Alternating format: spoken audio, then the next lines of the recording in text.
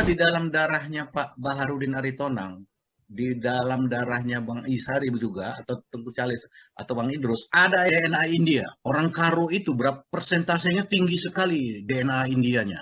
Ya, itu darah itu, udah nggak cakap-cakap debat-debat kusir Tarumbo kita di sini. Sama dengan penelitian lembaga Eichmann itu kan? Iya, Eichmann, betul. Itu adalah penjelasan ilmu biologi molekuler. Nah, artinya udah ada India di dalam darah kita, nggak bisa dipungkiri. Persoalannya kata Uli Kocok, dari mana mereka masuk?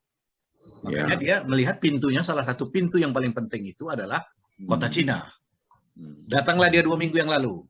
Oh ya. Ya, ini makanya jendela pintu masuk pintunya ini, coba lihat, perhatikan ya, pintunya nih saya cat warna-warna India kan, ramai India ini kan. Nah, kemarin. Nanti kalau ke Medan Pak Bahar, kemarilah ya ke museum saya ini. Ini saya cat warna-warna India di dalamnya itu. Itu di mana? Tapi di Amarelan tadi. Di dekat Titipapan. Oke.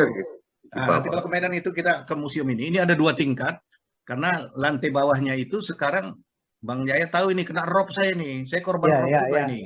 Kena rob. Ya, hancur kali. Kok. Ada 6 triliun mau dibangun. Ada apa? 6 triliun Bobby mau bangun anti rob. Ya. Jadi museum ini lantai satunya kena rob itu tadi. Saya udah saya siapkan lantai 2. Jadi udah naik nih ke atas. Cuman di 14 hari museum ini nggak bisa ke tempat saya berdiri ini. Sekarang nggak bisa berdiri lagi selama 12 hari sebulan. Kenapa? Karena air udah setinggi lutut. Gitu karena rob ya. Jadi ini di atas pun di dalam ini udah warna India ini. Jadi begitu Bang Jaya ya, Bang Ishari, kira-kira penggantian nama itu saya lakukan dari museum ini dengan dasar penelitian arkeologis. Sebelum Pak Ikhwan, penelitian ini yang abad 11 ini itu siapa yang penelitinya? Namanya Dr. Edward McKinnon. Disertasinya bisa diunggah di internet. Di Cornell University dipertahankan. Dr. Edward McKinnon. McKinnon ini 30 tahun di Medan. Ya. Dia itu salah satu pimpinan, dia orang Inggris, salah satu pimpinan London Sumatera, Lonsum. Dia ahli perkebunan tadinya, ahli perkebunan. Bule ahli perkebunan tinggal di Medan, pejabat di Lonsum. Penggemar barang antik. Itu ceritanya. Nah, hampir tiap minggu datang orang dari kampung kota Cina ini ke rumahnya. Sampai sekarang? Udah meninggal? Dulu. Waktu dia meneliti itu, ya. Datang ke rumahnya tahun 70-an, datang ke rumahnya, terus dia tanya, ini dari mana ini? Dari kota Cina, Pak, kata. Tiap minggu datang, ada aja temuan dari kampung ini. Lama-lama dia tertarik, bawa dulu aku ke kota Cina itu, dibawalah kemari. Kemudian tertariklah dia, ditinggalkannya lah ilmu pertaniannya Pak Idrus tadi, dia tinggalkan. Ya. Museum ini yang mendirikan Pak Ikhwan atau? Saya. Oke. Dari kocek-kocek pribadi lah ini. Awalnya tepas ini, tepas sama yang kelapa. Ya, pelan-pelan ada rezeki ya dibangunlah sedikit-sedikit gitu. 10 tahun untuk bisa sampai ke sini, Pak. Jadi McKinnon tadi kemudian dia mempelajari arkeologi dan dia tertarik untuk mengungkap misteri yang ada di kota Cina tadi ini. Mulailah dia mendapat izin untuk melakukan penggalian tahun 70-an, muncullah disertasinya tadi. Kesimpulan dari disertasi itu, sudah ada pemukim-pemukim India Tamil abad ke-11 di tempat itu. Oh, begitu ya. Itu hampir sama dengan Lobutua ya? Sejajar. Ya, betul. Satu angkatan lah ya. Ya, dan Lobutua itu kan ditemukan prasasti orang Tamil. Ya, Orang Tamil. Jadi prasasti itu bilang begini, kami adalah konglomerat dari 8 penjuru mata angin dunia. Kami orang Tamil yang menguasai pusat-pusat perdagangan di dunia. Itu bunyi prasastinya. Gitu. Jadi sebelum abad ke-10 yang menguasai Nusantara ini itu orang Tamil. Ini untuk menjelaskan kenapa jejak India itu nggak bisa lekang sampai hari ini di dalam darah dan kebudayaan kita. Ya. Termasuk mau puasa kemarin kita ngapain kita ke kuburan? Tabur-tabur bunga. Itu kan India. Ngapain ada tanam pohon Kamboja di kuburan? Arab ya pun sama kayak gini kan, sama aja kayak upah-upah kalau di Aceh itu tusiju namanya. Nah, itu ya. Itu mirip betul itu. Iya, jadi kita nggak bisa lepas dari peradaban India. Nah, tapi di Kampung Keling sudah nggak ada. Pindah ke dekat rumahku di Benin tinggal satu keluarga. Iya, jadi gini, Kampung Keling itu nanti India yang belakangan, Pak Bahar. Nggak ada hubungannya dengan yang ini. Oke, Nah, itu orang Keling yang made in Belanda didatangkan ketika perkebunan muncul, itu abad 19 ya. Oh, gelombang Abad berikutnya 19. ya. Ya, dan orang-orang Keling itu saya bawa kemari ke kota Cina ini, terkejut mereka. Ada nenek moyang kalian kemari, saya bilang. Ya kan? Terkejut mereka. Jadi yang agama Hindu, orang-orang India yang di yang di Kampung Keling itu, Madras katanya namanya sekarang, saya bawa kemari. Wah, mereka bilang ini leluhur kita datang 1000 tahun sebelum kita dibawa Belanda kemari katanya. Sih. Ya. Berarti sama dengan Cina baru yang datang ya, perkebunan itu ya, betul. Jadi ada dua gelombang orang India dan orang Cina kemari. Ya. Tapi kedua gelombang itu, gelombang yang terakhir ini yang kaya-kaya makmur sekarang juga nggak peduli dengan situs ini. Ya. Nggak peduli. Jadi orang Melayu yang ngurus warisan sejarah mereka. Bang Izhari Agus Jaya yang membincangkannya, bukan mereka. Ini susah juga ini. Dr. Ridwan, ya. Pendatang dari India tadi itu, yang akhirnya membentuk kota Cina tadi itu mereka adalah pedagang atau orang sipil biasa atau apa? Pedagang. Mereka pedagang.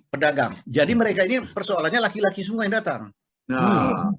Laki-laki jadi kan perlulah kayak tadi yang dibilang Bang Izhari, perlu ada cewek atau apalah ya kan, bertunanganlah mereka. Komoditi mereka itu dibawa oleh orang-orang Karo, orang-orang pegunungan ke situ, ke kota Cina itu. Kemenyan, kapur, ya kan, cula badak, taring harimau, gading gajah, dibawalah dari gunung-gunung itu ke kota Cina. Kapal itu rata-rata 6 bulan sampai 12 bulan baru berangkat lagi ke negerinya. Nunggu kapal penuh, nunggu angin bagus. Makanya mereka bikin candi di situ. Candinya pun kecil, nggak seperti Candi Borobudur. Ini candi untuk seperti kita kalau Islam sekedar musola aja lah. Musola 6 bulan setahun kita di sini, nanti balik lagi ke sana gitu. Ini yang Buddha melalui layarannya. Kalau melalui darat kan itu antara lain yang di Afghanistan, Bumiyan. Ya, ke sana ya, ke daratan. Ya. Kalau ini yang lewat laut ya. Jadi mereka berkenalan lah dengan komunitas hinterland tadi. Hinterland perempuan Karo gitu kan. Kemudian singgahlah ke kampungnya, kawin-mawin lah mereka di sana. Ingat kan di Karo ada Marga Pandia, ada Brahmana gitu. Dari mana pintu masuknya itu dari sini gitu. Ya. Dan tradisi pembakaran mayat itu ada juga di Karo sampai hari ini masih gitu ya. Di Papua juga masih ada itu tradisi. Itu dibawa oleh leluhur mereka yang abad 11-12 tadi, dan itu bertahan ketika Islam masuk. Tradisi itu nggak hilang gitu. Bentuk-bentuk nisan kita itu, mana itu ada nisan-nisan seperti itu di Mekah sana. Pohon itulah, pohon Kamboja itu. Kenapa di kuburan kita ada pohon Kamboja? Di Nabi Muhammad sana, di Mekah sana mana ada pohon itu? Pohon dari India. Dokter, kehadiran mereka, masyarakat India tadi, terus membentuk tempat hunian gitu, tempat perumahan. Ya, tempat hunian, kemudian mereka kawin-mawin tapi kawin-mawin. Kemudian ada yang nggak pulang, pindah ke gunung-gunung sana, ke daerah Karo sana. Nah, bagaimana kaitannya dengan Kesultanan Delhi? Apa udah ada di situ belum? Di situ belum ada. Waktu mereka datang pertama belum ada. Belum ada. Jadi, ketika Sultan Delhi yang tadi saya bilang ditemuin Anderson 1823, kota Cina udah nggak ada. Udah tenggelam. Inilah kita nanti cerita tentang tsunami-nya Bang Jaya tadi. Jadi begini, abad 16, kota Cina itu hilang. Tetapi saya ceritakan dulu berdasarkan penelitian terakhir dari orang Prancis, Daniel Perret namanya, ada hasil-hasilnya juga di situ, petanya ada di situ. Itu luasnya 30 hektar ini. Luas kota ini 30 hektar, termasuk Danau Siombak itu masuk di dalam wilayah kota itu. Karena waktu Jepang dulu ngorek pasir di situ untuk keperluan jalan tol Medan Belawan. Jadi Medan Belawan itu, tolnya itu, dipakai pasir dari situs kuno kota Cina. Jutaan kubik itu. Angkanya berapa Bang Jaya lain tahu itu. Jadi jutaan kubik, karena apa? Karena disitulah satu-satunya daerah yang paya pasir. Nama kelurahannya pun paya pasir sekarang. Paya-paya, bahasa Melayu paya-paya, rawa-rawa berpasir. Biasanya rawa-rawa tidak berpasir, berlumpur. Tapi di tempat itu paya-paya berpasir. Dalam riset Jepang ini pasirnya bagus sekali. Dikorek mereka itulah untuk tol Medan Belawan. Artinya itu waktu dikorek itu ketemu pecahan keramik tadi, ketemu pecahan kapal. Ya, dari kota kuno. Dan waktu itu belum ada orang-orang seperti saya yang melakukan protes mau menghentikan, nggak ada. Jadi akhirnya berdasar kesaksian, tol Medan Belawan itu merupakan, kalau dibongkar itu sekarang, tol Medan Belawan itu, pasir tanah timbunnya itu tanah timbun dari situs purbakala kota Cina. Oh. Karena dibawa ke situ. Kalau menurut ceritanya Pak Ikhwan ini sesungguhnya arkeolog belum meneliti kan, makinan tadi kan pertaniannya dia. Kemarin dia rajin mengumpulkan apanya kan. Kemudian dia menulis disertasi, kemudian dia kuliah ke Amerika arkeologi Pak. Iya. Jadi arkeolog sebenarnya belum turun kan secara khusus. Sudah Pak. Udah 4 disertasi dari situ, di situ. Satu lagi John Mixing. Kan eksposenya kok terasa kurang ya? Ya, jadi McKinnon tadi akhirnya meneliti kawasan itu, membuat disertasi tentang kota Cina. Ya. Dari sanalah muncul India itu lebih dulu. Kemudian ada John Mixing tentang perdagangan. Dan yang terakhir ini ada Johan. Ini saya sebetulnya satu waktu mau diskusi dengan Bang Jaya. Johan ini ahli geologi kuno. Dia memetakan Sungai Delhi itu bukan di Sungai Delhi yang sekarang. Dulu di kota Cina itu. Di kota Cina itu. Untuk menjelaskan kenapa di situ ada pasir. Pasir itu adalah dari Sungai Delhi kuno. Sungai Delhi menjadi sungai mati. Di Medan kan banyak nama istilah sungai mati kan. Iya. Kampung Sungai Mati. Sungai Mati itu peristiwa geologi yang ditimbulkan karena aliran air itu, sungai itu bergeser. Ketika dia bergeser, bekas sungai lamanya itu tentu tetap abadi. Itulah tadi pasir. Jadi pasir di situ itu adalah muara Sungai Delhi. Jadi kira-kira 100 meter dari museum saya ini, di situ ada Sungai Mati, Sungai Delhi. Ya, Sungai Delhi. Dari Sungai Delhi itulah mereka ke Tanah Karo, ke Sembahe, kemana-mana itu untuk kontak dengan orang-orang pedalaman. Ya, pedalamannya. Karena dulu transportasi kan memang dari sungai. Ya. Jadi si Johan tadi disertasinya Bang Jaya sudah ada di internet, aslinya bahasa Prancis, sekarang sudah ada bahasa Inggris. Itu dia melakukan penggalian garis pantai itu pas di museum saya ini. Laut itu di situ. Jadi ini sekarang dari museum saya ini ke laut 12 km sekarang ke Belawan. 12 km terjadi sedimentasi, 12 kilo dari sini. Kenapa di sini dulu pantai? Karena pas di depan pintu ini, 10 meter dari pintu ini Bang Jaya, sama Daniel Peret, ditemukan kapal. Kapal, kerangka kapal. 10 meter dari depan pintu ini. Jadi memang ini adalah batas laut yang kemudian digali kemarin itu oleh ahli geologi itu, dia bilang inilah batasnya. Dan uniknya menurut gambar dia, itu abad ke-11 mangrove belum ada di daerah itu. Ya. Jadi kemudian ini sedimentasi dari mana? Nah, ini ada 2, satu dari gunung, yang kedua teori tsunami tadi, gitu. Sehingga kawasan ini tenggelam. Jadi waktu Sultan Delhi tadi datang kemari, muncul, yang ditemui Anderson tadi, ini udah nggak ada, hilang musnah. Makanya Anam Candi tadi Bang Izhari berada di dalam rumah orang sekarang ini. Nggak ada lagi dia. Jadi kotanya itu di 2 meter dari permukaan tanah yang sekarang ini, 2 meter. Gali dulu 2 meter baru dampak kota kuno itu. Tertimbun pasir ya. Pasir, lumpur, sekarang lumpur. Sekarang rob lagi ini, makin gawat ini daerah ini. Jadi digali orang lah sumur, muncullah penduduk, berdatangan lah tahun 50-an mulai rame lah orang di situ. Aslinya Melayu, kemudian ya orang Mendeleng masuk ke situ, tapi berbudaya Melayu dia di situ. Jadi tahun 50-an mulailah datang. Kalau sekarang padatnya bukan main di situ, wilayah itu padat sekali.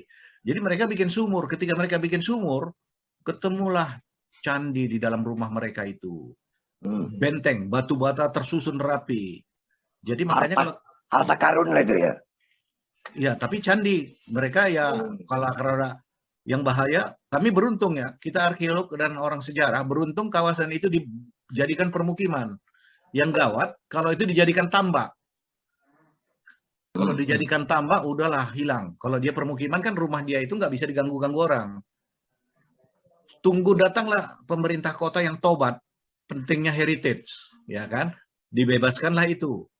Ya, terus terang waktu wali kotanya Rahutman dulu, udah bisa kita yakinkan untuk membebaskan 30 hektar ini menjadi kawasan heritage penting. Dia menyimpan tidak hanya sejarah peradaban, tapi juga sejarah alam.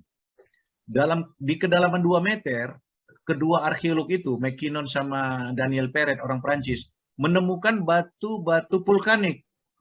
Vulkanik itu dari Sinabung dan Sibaya. Berarti letusan Gunung Sinabung dan Sibaya itu sampai ke kawasan ini. Oh iya ya. Ya, jadi jangan dikira batuk-batuk Gunung Sinabung itu aman-aman aja kita di Medan ini. Ya.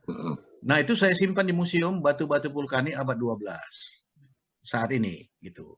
Jadi ada dinamik sejarah alam di sini di utara Kota Medan seandainya situs ini diselamatkan.